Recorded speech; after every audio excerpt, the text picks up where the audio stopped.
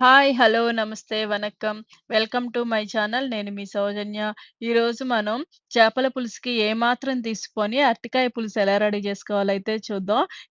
ఈ curry ready చేయడం గూడా చాలా ఈజీగా ఉంటది. ముందుగా మనం ఒక పెద్ద నిమ్మకాయంత చింతపండు తీసుకొని వాటర్‌లో నానబెట్టాలి. దీన్ని కొంచెం స్ప్లిట్ జేస్తున్నాను తొందరగా నానుతుందని. ఇప్పుడు ఈ చింతపండుని పక్కన బెట్టుకొని కొంసేపు ఉందాం. ఇప్పుడు ఈ కర్రీ రెడీ చేసుకోవడానికి 2 అరటికాయలు, ఉల్లిపాయ, పచ్చిమిర్చి తీసుకుంటున్నాను. క్యాప్సికమ్ ఆప్షనల్ అండి. మీకు నచ్చితే తీసుకోండి. లేకపోతే లేదు. నా దగ్గర ఉందని క్యాప్సికమ్ గూడా తీసుకున్నాను. ఇప్పుడు ఆనియన్స్‌ని కట్ చేసుకొని వీటిని నీళ్ళలో వేస్తున్నాను. తర్వాత మనకు అల్లం బట్టి నీళ్ళు రాకుండా ఈ కట్ చేసుకోవడం ఈజీగా ఉంటది. ఈలోపు అరటికాయలు తీసుకొని ఇలా ఘాట్లు పెట్టుకుంటున్నాను. ఇలా ఘాట్లు బట్టి తీసుకుంటే అరటికాయ తొక్కు చాలా ఈజీగా వస్తది. ఇప్పుడు 2 అరటికాయలకు గూడా ఇలా తోలంతా గూడా తీసేస్తున్నాను.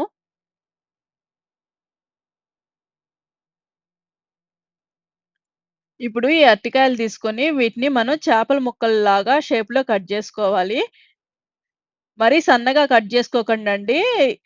కూర ఉడికేటప్పుడు తొనికిపోతుంది. అందుకని మీరు కొంచెం లావుగానే కట్ జేసుకోండి ముక్క. ఇలా అన్ని ముక్కలను గూడా చేప ముక్కల్లాగా కట్ చేసుకొని పెట్టుకున్నాను. ఇప్పుడు మనం చేపల పులుసు ఎలా అయితే వెడల్పాటి గిన్నె తీసుకొని చేస్తామో, అలాంటి గిన్నె తీసుకొని పొయ్యి మీద పెట్టాను.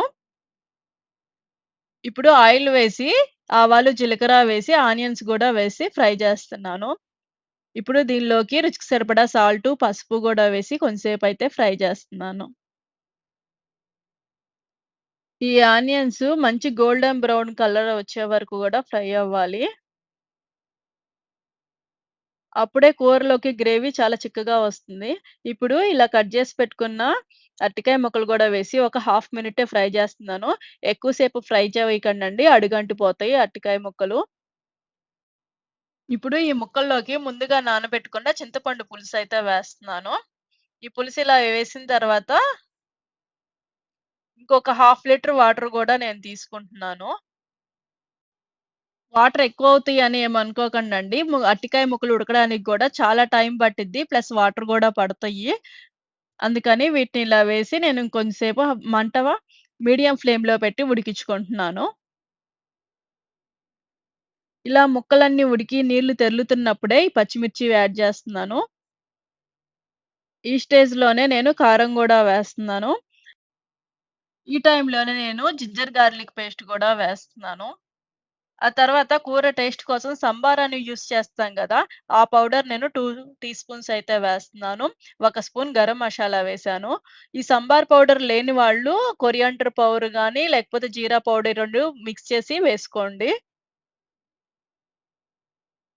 ఇప్పుడు ఇలా ఉడికిన తర్వాత నేను రుచికి సరిపడా సాల్ట్ గూడా వేస్తున్నాను. ఇప్పుడు మూత పెట్టేసి ఒక హాఫ్ అన్ అవర్ వరకు గూడా ఉడికిస్తున్నాను. ఇప్పుడు ఒక అరగంట ఉడికిన తర్వాత కూరైతే ఇలా రెడీ అయిపోయింది. ఇప్పుడు దీన్ని లో ఫ్లేమ్‌లో పెట్టుకొని మీడియం టు లో ఫ్లేమ్‌లో పెట్టుకొని ఈ టైంలోనే సాల్ట్ ఏదన్నా కావాల్సుంటే ఈ టైంలోనే వేసుకోండి. ఇప్పుడు ఇలా ఒక 10 నిమిషాలు కుక్ చేస్తే కూరైతే రెడీ అయిపోతుంది.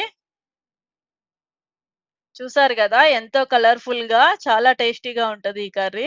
రెడీ చేయడం గూడా చాలా ఈజీగా అయిపోతుంది. ఇంటికెప్పుడైనా చుట్టాలొచ్చినా, ఫ్రెండ్సొచ్చినా ఈ కర్రీ చేసి పెట్టండి. వెజ్ కర్రీలోనే నాన్ వెజ్ టేస్టే వస్తది. చాలా బావుంటది. చేపల పులుసుకి ఏ మాత్రం తీసిపోదు ఈ కర్రీ. ఈ కర్రీ చూస్తున్నారు గదా! ఈ కన్సిస్టెన్సీ వచ్చే వరకు గూడా ఉడికిచ్చాలి. అప్పుడే బావుంటది టేస్ట్ ఏదైనా గానీ. ఈ రెసిపీ గనక మీకు నచ్చినట్టయితే లైక్ చేయండి, షేర్ చేయండి. అలాగే మన ఛానెల్‌ని సబ్స్క్రైబ్ చేసుకోండి. Thanks for watching.